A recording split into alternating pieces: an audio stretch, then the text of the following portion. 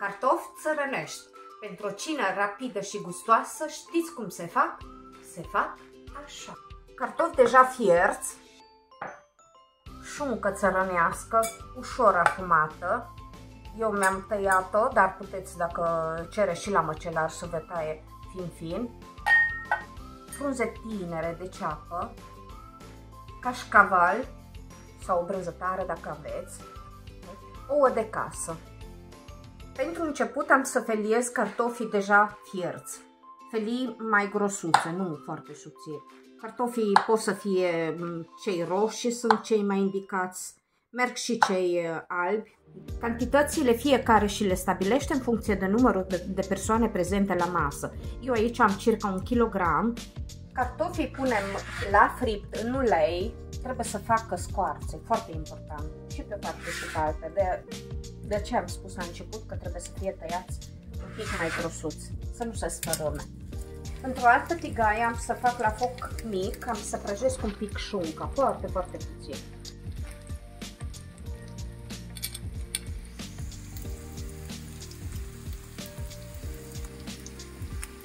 Șunca nu o frigem în ulei, ea are grăsimea ei naturală. Punem sare și pe o parte și după aceea când întoarcem și pe partea cealaltă. Nu acoperim cratița pentru că se moaie cartofi și se desfac toți. Îi lăsăm așa. Ei trebuie, important e să-și facă poștiță. Asta e foarte bună.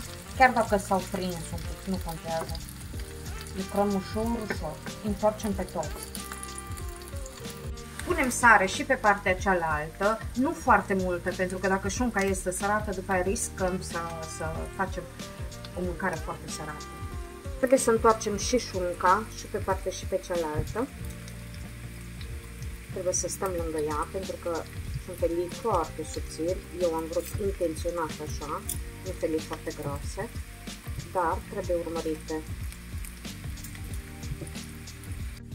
Cartofii sunt gata, au făcut poșghiță, arată super. Acum trecem la șuncă. Ouăle, le facem ochiuri, dar de data asta ouăle peste șuncă, nu șunca peste ouă. Încet, nu ne grăbim, ca să nu spargem, să le împrăștim peste tot. Ele trebuie să arată ca niște cuiburi.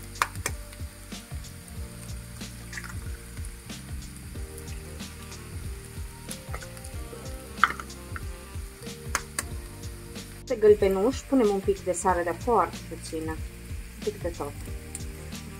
Frunzele tinere de ceapă le tocăm mărunt. Ne va trebui o tură să punem peste cartofi și o altă tură la final.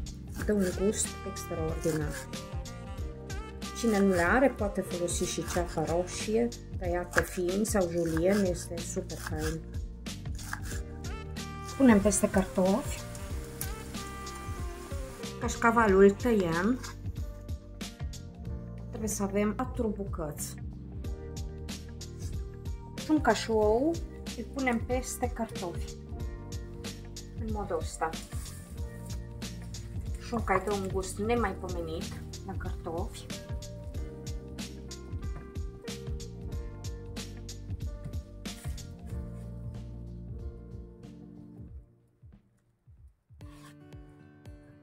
Brânza o punem în tigaie, tot unde a fost și șunca, care gust foarte bun, și o lăsăm un pic să topească.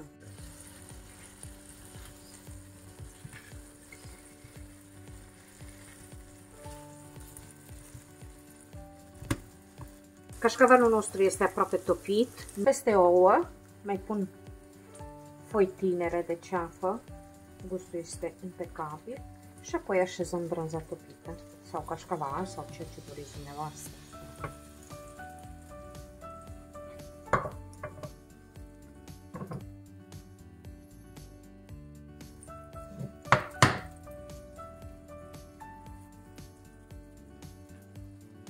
Este o rețetă foarte rapidă, foarte gustoasă, este împrumutată, o fac foarte des în Sud-Tirolul Austriei. Pentru a salva o cină este nemaipomenită, aparte de aspectul, dar gustul este impecabil, divin. Mulțumesc pentru vizualizare și vă doresc poftă bună!